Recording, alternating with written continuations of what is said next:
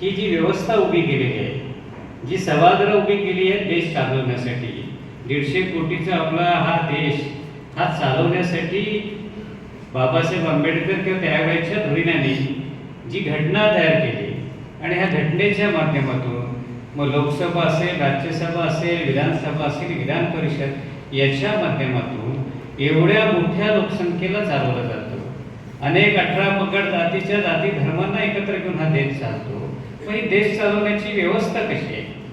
कारण म्हणजे ही व्यवस्थेचं आपल्या शालेय शिक्षणामध्ये जर ह्याची जाणीव करून नाही दिली तर दुर्दैवाने या पुढच्या पिढीला आज जे काही चाललेलं आहे, आज जे सोशल मीडियाचं जग आहे, प्रिंट मीडियाचं जग आहे, जगाच्या भौतिक आकर्षणापोटी आपण आपलं जसं घर चालवायला कुणीतरी तयार व्हायला लागतं, तसं देश चालवणारी सुद्धा सक्षम पिढी तयार होणं ही काळाची गरज आहे. आज दुर्दैवानं पाहायला गेलं तर आपल्या सगळ्यांना जर कुणाला विचारलं देशाचा पंतप्रधान कोण, हे एक पण सांगू शकतील, पण देशाचे राष्ट्रपती कोण आहेत हे सांगितलं तर आज आजच्या पिढीला माहीत नाही.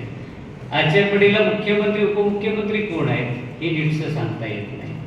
आज हा नेमका देश चालतो म्हणजे कशा पद्धतीनं चालतो हे जर विचारलं तर सांगता येत नाही. जिल्हा परिषदेचा अध्यक्ष आपल्या इथं प्रमुख पाहुणे येतो, त्याचं काम काय असतो? पंचायत समितीचा सभापती म्हणजे नेमकं काय असतो, त्याचं काम काय असतं? या सगळ्या गोष्टींच्या बाबतीत खऱ्या अर्थानं आपण सजग होण्याची आवश्यकता आहे. आम्ही लहानपणी तुमच्यासारख्या आज मला आठवण येते, शाळेमध्ये शिक्षण घेत असताना प्राथमिक विद्यालय असतील, महाविद्यालयामध्ये आम्ही शिक्षक दिन साजरा करायचो. ही संकल्पना पाहिल्यानंतर मला ते दिवस आठवले. त्या दिवशी आम्हाला ते व्यवस्था पूर्णपणे चालवायला मिळायची. त्यामध्ये ती व्यवस्था चालवत असताना ती शाळा कशी चालवली जात होती त्या गोष्टीचं एक प्रकारे प्रात्यक्षिक आम्हाला मिळायचं. आणि मग त्या माध्यमातून ज्यावेळी एखाद्या क्षेत्रामध्ये काम करायची वेळ यायची, मग स्पोर्ट्समध्ये असेल, मध्ये मी आलो त्यावेळी आपली मॅरेथॉन स्पर्धा बघितली. या अशा सगळ्या स्पर्धेंचं त्यावेळी जे नियोजन व्हायचं त्या नियोजनात आम्ही भाग घ्यायचो. आणि मग त्या नियोजनात भाग घेतल्यानंतर आम्हाला तो कार्यक्रम यशस्वी करताना ज्या अडचणी यायच्या, ज्या गोष्टी करायला लागायच्या, त्यातून आम्ही शिकत गेलो. आणि हे शिकत गेल्यानंतर सार्वजनिक जीवनामध्ये काहीतरी करावं ही मानसिकता तयार झाली.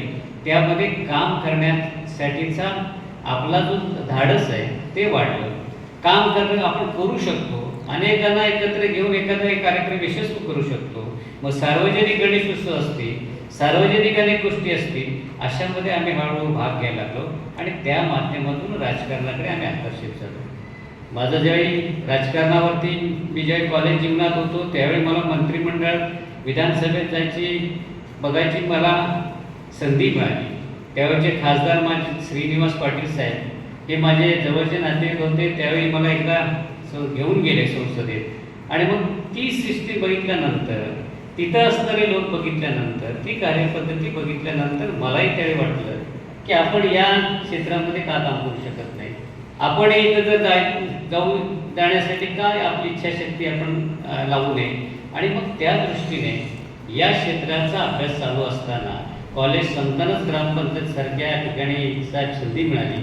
ग्रामपंचायत सदस्य निवडून आलो. कुटुंबाने कुणी अडवलं नाही, वडिलांनी परवानगी दिली. आणि मग एक नक्की डोक्यात होतं की आपण लोकांसाठी, समाजासाठी जे करतो आहोत ते त्या सभागृहाच्या माध्यमातून जर आपण गेलो तर अधिक चांगल्या पद्धतीने लोकांसाठी काम करू. संधी मिळायला पाहिजे.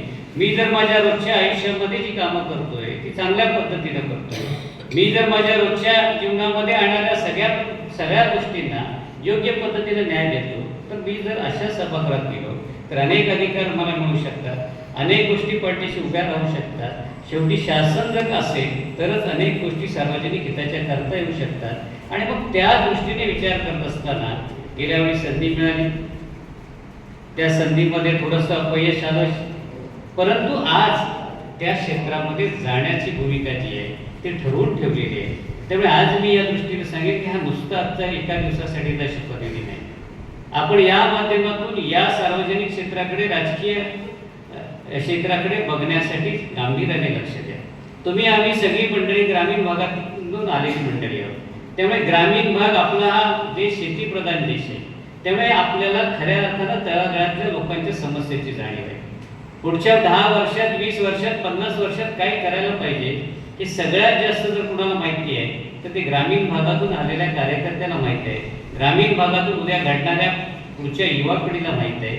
तर हे सगळे जे प्रश्न आहेत, या सगळ्या प्रश्नांना काम करताना आमच्या लक्षात येतं की शहरी विभागापेक्षा ग्रामीण विभागातल्या माणसाला एखादी गोष्ट सांभाळण्याची फार मोठी क्षमता आणि कुवत असते, आणि ही कुवत आज तुमच्यामध्ये.